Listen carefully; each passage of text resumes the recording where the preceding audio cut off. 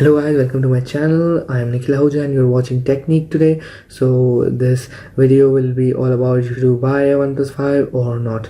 So let's start.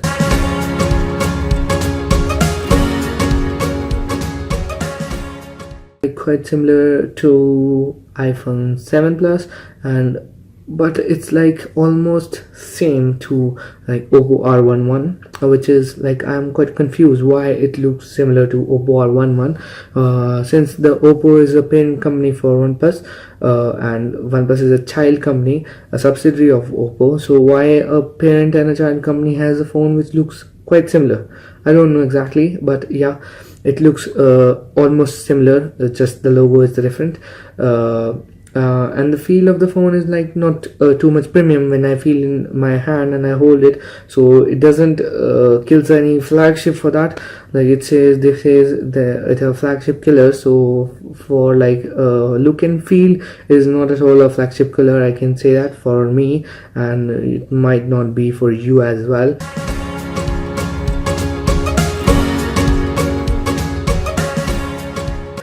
So now moving on to the next, which is a performance. It's like it has two variants, 6GB RAM and 8GB RAM. So when it comes for like 6GB, it is like really fast, I can say that, and as well for 8GB as well. So I think so you might not feel any of the difference when you will buy a 6GB or an 8GB. So I would suggest you, like if you buy a 6GB or 8GB, you might not get any much of difference in both of them, so you can buy a 6GB as well. The phone is really quick, I can say that. It runs an Oxygen OS, which is like quite similar to stock, so it's like running really quick, and there is no lag whatsoever, anything like that, any sluggish feeling, no, nothing like that. It's really quick. The app runs way too quicker, so I can say that in this performance department OnePlus has done really nice, and it has really killed all the flagships like S8 or LG G6.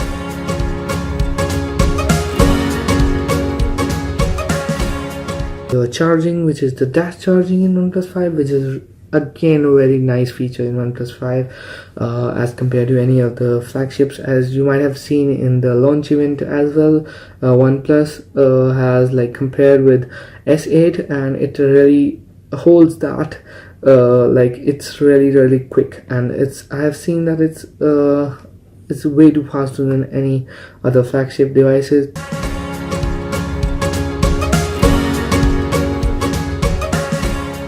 Camera segment, in which I was like quite very much disappointed this time in the camera segment.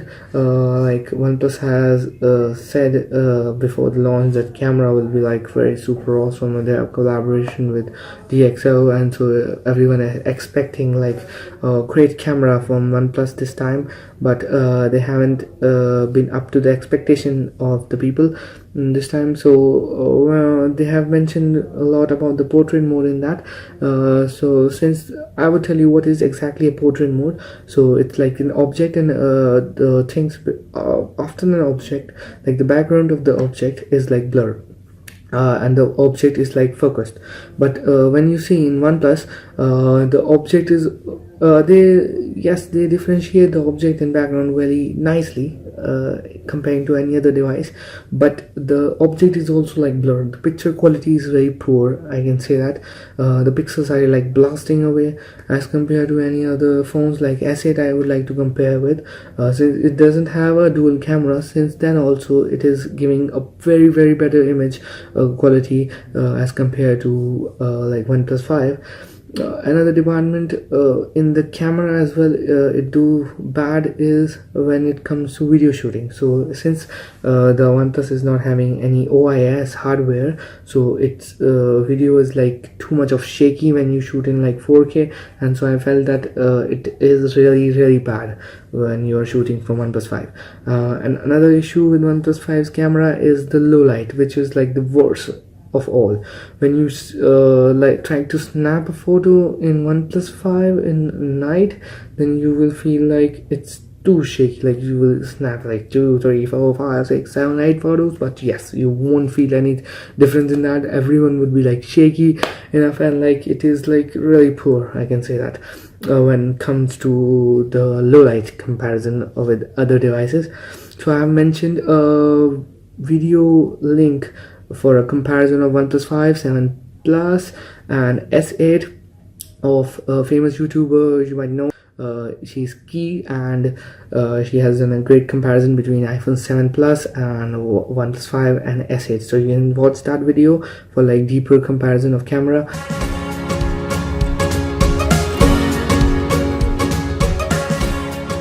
The service of OnePlus 5, like I have heard from like quite a long that OnePlus is not giving a good service, and the user are facing like quite a problem when there is a screen breakage or something like liquid damage, and that the insurance is not covered in insurance, or they are not getting any of the reasonable amount from the insurance people as well, and the OnePlus is charging way too much for like settling up their devices. So I'm like quite disappointed with OnePlus for their service, and the people who are facing problem with the service of OnePlus. So I have another video link of like OnePlus service, which is done by Sharmaji Technical. You might know him. So he has done a dedicated video for OnePlus service, so you can watch that video for like see how OnePlus service is.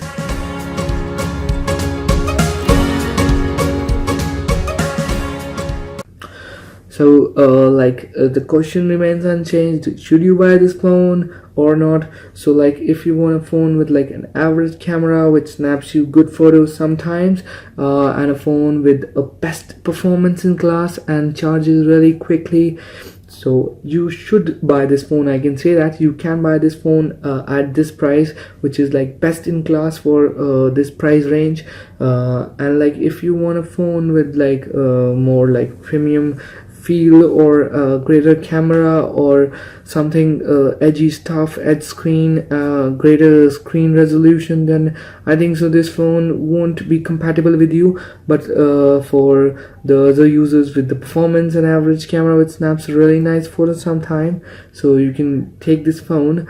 So thank you so much for watching my video. Like, subscribe and share. Bye bye.